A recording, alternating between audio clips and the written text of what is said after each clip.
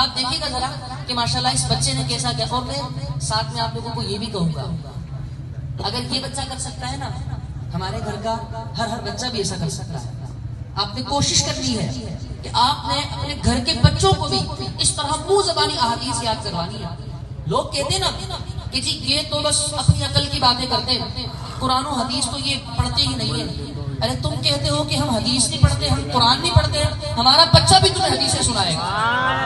دیکھیں گا ابھی کیسے حدیثیں سنائیں گے انشاءاللہ. تو مدثر سب سے پہلی حدیث جو آپ نے سنانی ہے، آپ مجھے نیت والی حدیث سنائیں. انما الاعمال بالنیات، اعمال کا دار و مدار نیتوں پر ہے. دھوکے والی حدیث سنائیں. من غشنا فلیس منا، جو ہمیں دھوکہ دے وہ ہم میں سے نہیں. مسلمان والی حدیث سنائیں. المسلم اخو المسلم، مسلمان مسلمان کا بھائی ہے. چپ رہنے والی حدیث من سنائیں. سمدہ نجات، جو چپ رہا اس نے نجات پائی. مشابہت والی حدیث سنائیں. من تشبہ بقوم فہو منہم، جو شخص کسی قوم کی مشابہت یعنی نقل اختیار کرے گا وہ انہی میں سے ہوگا. رشتہ داریوں کو توڑنے والی حدیث لا سنائیں. يدخل الجنت قاطع، رشتہ داریوں کو توڑنے والا جنت میں نہیں جائے گا. چغلی کرنے والی حدیث لا سنائیں. يدخل الجنت قطاع، چغلی کرنے والا جنت میں نہیں جائے گا. بدعت والی حدیث سنائیں. کل بدعت ضلالۃ، ہر بدعت گمراہی ہے. آسانی والی حدیث سنائیں. الدین یسر، دین آسان ہے. خیر خواہی والی حدیث سنائیں. الدین النصیحہ، دین خیر خواہی کا نام ہے. صدقے والی حدیث سنائیں. کل معروف صدقۃ، ہر بھلائی صدقہ ہے. سلام والی حدیث سنائیں. افشوا السلام بینکم، آپس میں سلام کرو. سبحان اللہ. پاکی والی حدیث سنائیں. الطہور شطر الایمان، پاکی آدھا ایمان ہے. غیبت والی حدیث سنائیں. الغیبۃ اشد من الزنا، غیبت کا زنا گناہ سے بھی بڑھ کر ہے.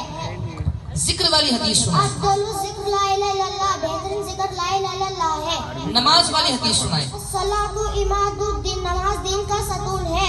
چابی والی حدیث سنائیں. مفتاح الجنت الصلاۃ، جنت کی چابی نماز ہے.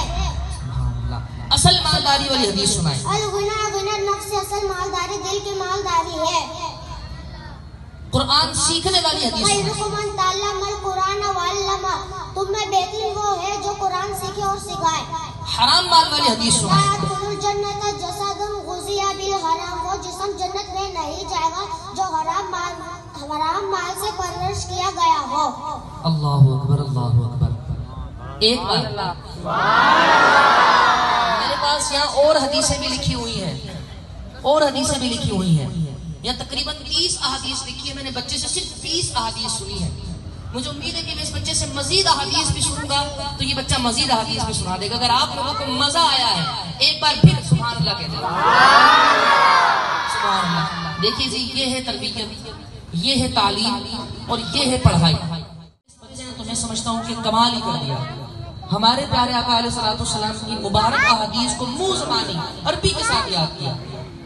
اردو میں نہیں، صرف اردو میں نہیں، عربی میں یاد کیا. اور کتنی پیاری پیاری حدیث ہے. ہمیں اس بچے کو تو دیکھنا ہی ہے، لیکن ہمیں یہ بھی دیکھنا ہے کہ یہ بچہ کہہ کیا رہا ہے.